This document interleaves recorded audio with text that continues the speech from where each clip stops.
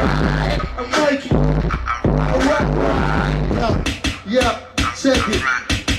On the phone, I call on the other. I'm on the phone, I call on the other. So hold on, I roll to the other side. Inside of my dome is a zone you can never find. Grip hands, you might need us to stand. Where you are inside of my hand. Stay on my single file. We can't kick it like kickstands. Alright, okay. RockersNYC TV broadcasting. Alongside, we got the cool kids, one half, okay? This is Mikey Mike. Introduce yourself.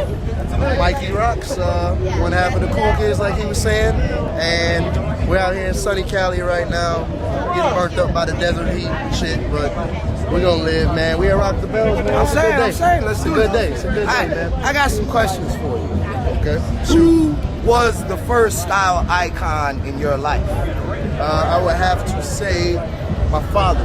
Why? My father, man. The day that I knew my dad was dope, I figured it out when I was about in kindergarten, and you know, I don't know if this is prevalent on the east and west coast as it is in the Midwest, but black people back in the early 90s and late 80s, they all take pictures in these wicker chairs. Yeah. You know about the wicker chairs? Everybody take like just they're like kings. Yeah, they're big ass wicker chairs. Everybody get on their best outfit and sit down with their girl in the wicker chair. My dad was sitting down and my mom was sitting on his lap.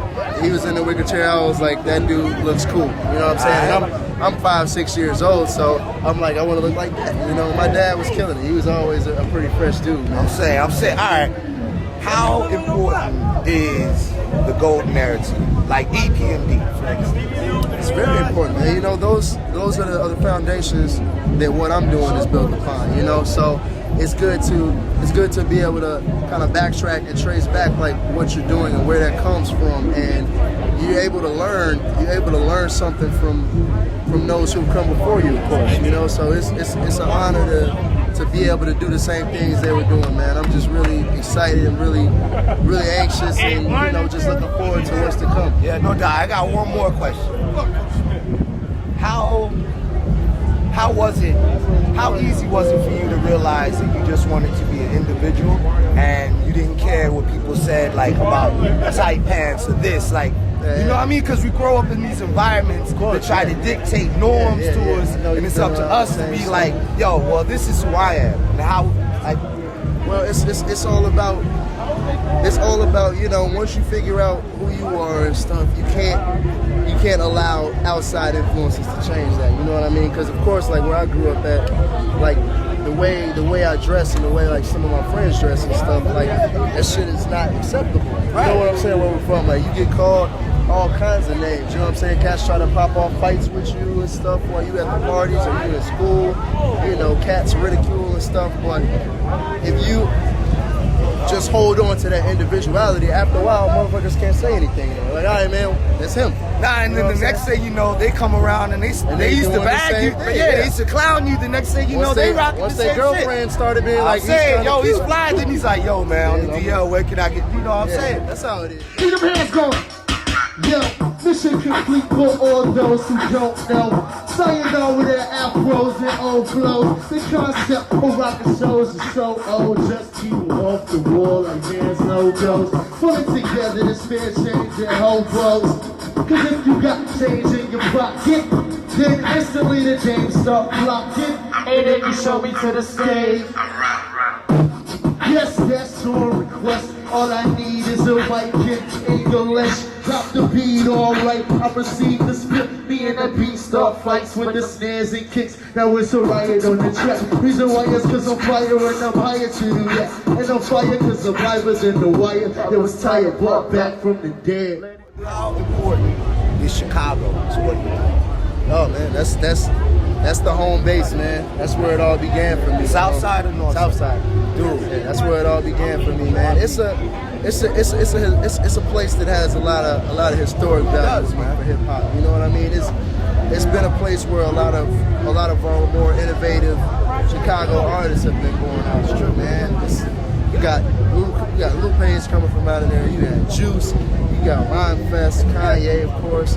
Common, you got Twister, and there's tons of Chicago legends that I can just ramble off that people won't even know what I'm talking about. But you know, Chicago, it's got its own scene within itself. You know what I mean? And within that scene, you know, there's a hierarchy, and they're helping build each other up, man. It's not as hateful as a city as people sometimes may think. You know, we got a rep for being a city of a lot of haters. And you do? Yeah, Chicago, everybody from outside, like, man, I heard everybody hates on each other in Chicago hip-hop. You know what I mean? Especially on the hip-hop scene. But it's not like that, man. It's more about unity than ever before right now. You know, Chicago's really becoming like a hub for hip hop. That's how I see it. A lot of outside people are beginning to come to Chicago to, you know, try to get this started. One more question.